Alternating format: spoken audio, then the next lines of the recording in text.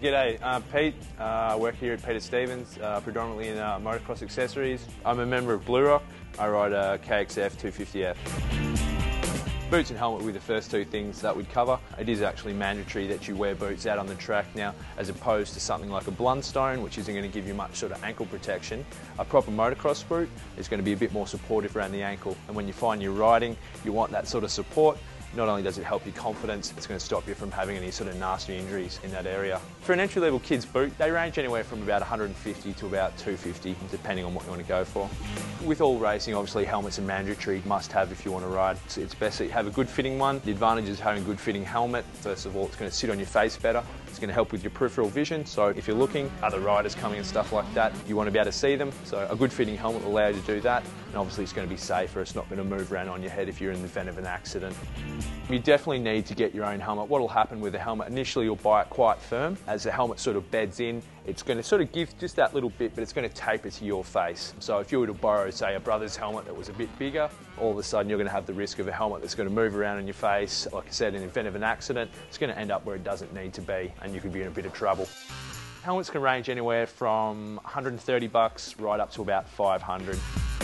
Armour, also mandatory, so if you're going to go racing or do any sort of club event, go down to your local bike store, the guys will fit you out. Armour's made of a hardened plastic. It's really good for protecting from impact. Also, with racing, what you'll find is a lot of stone spray. The armour will prevent stone spray from making a mess of your chest. Armour starts from about sort of 150, works its way anywhere up to about 220. Obviously, you got your riding kit, obviously the most funnest bit, you get to see yourself in it. A good set of nylons provide really good anti-abrasive properties, so if you were to come off, you're not going to get graunched, which can obviously take a great day to a not so great day. With nylons, they're going to outlast your jeans 3 to 1. They're designed to take those sort of impacts. The material itself is much better for abrasion than a set of jeans. They also put things like stretch panelling and venting. Stretch panelling is going to help so that, if you're climbing on the bike or moving around, you're not going to get sort of locked up and fall over. Venting obviously keeps you cool. Also with the nylons, they allow room for knee pads, knee braces, those other sorts of things. In terms of jersey, again, it's a much more breathable material, nice and cool, nice and light, so you're not getting too hot out there while you're racing, and designed to go with your pants.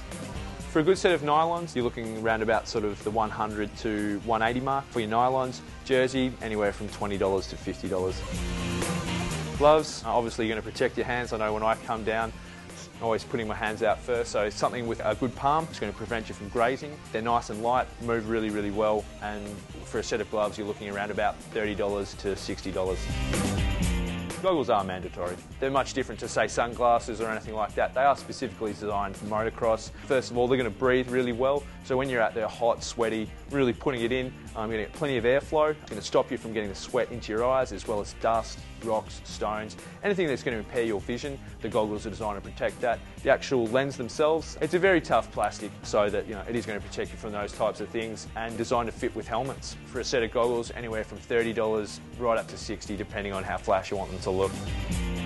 Neck braces is one of those things making a bigger and bigger impact into the market at the moment. So long ago they were fairly unheard of. At the moment, look, you could see anywhere from 2/3 to 1/3 of the grid running neck braces. Really good idea. They're designed to be unintrusive but provide a lot of protection. Generally they'll stop hyperextension, left, right, back and forth. Most neck braces are fully adjustable, so they can be fitted to whatever size kid you are, big, little. If you have one professionally fit by one of your local blokes, it's going to make all the difference. Neck braces range anywhere from $400 to about $650, depending on the features that you want.